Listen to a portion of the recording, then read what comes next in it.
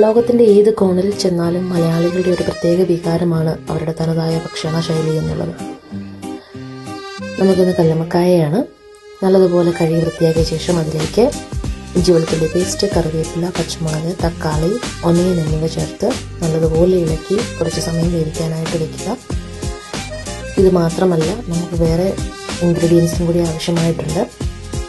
പക്ഷേ ആദ്യമായിട്ട് തന്നെ കുറച്ച് തേങ്ങാപ്പാൽപ്പൊടി എടുത്ത് ചൂടുവെള്ളത്തിൽ കലക്കി ഇതിലേക്ക് നമ്മൾ ഒഴിച്ചു കൊടുക്കുക.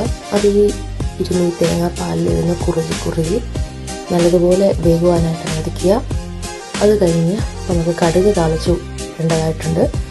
അത് കഴിയുമ്പോൾ ഇതിങ്ങനെ വറ്റി, അതിനകത്ത് വെള്ളമെല്ലാം വറ്റി വരുന്ന ആ സമയത്ത് മറ്റൊരു പാനിൽ നമുക്ക് ഇച്ചിരി എണ്ണ ഒഴിച്ചു കൊടുത്ത് ഉലുവായിട്ട് പത്തുമുളകൊക്കെ ഇട്ട് അതിനകത്ത് കുറച്ച് സവോളയൊക്കെ ചേർത്ത് ശേഷം നമ്മൾ മുമ്പേ എടുത്ത് വെച്ചിരുന്ന പൊടിവർഗ്ഗങ്ങളായ മഞ്ഞൾപ്പൊടി, മല്ലിപ്പൊടി, മുളക് പൊടി, ജീരകം എന്നിവ ചേർത്ത് കുറച്ച് ഗരം മസാലയും കൂടി ആഡ് ചെയ്ത് നല്ലതുപോലെ ഇളക്കുക. എണ്ണ തെളിയുന്നത് വരെ നമുക്ക് ഇളക്കി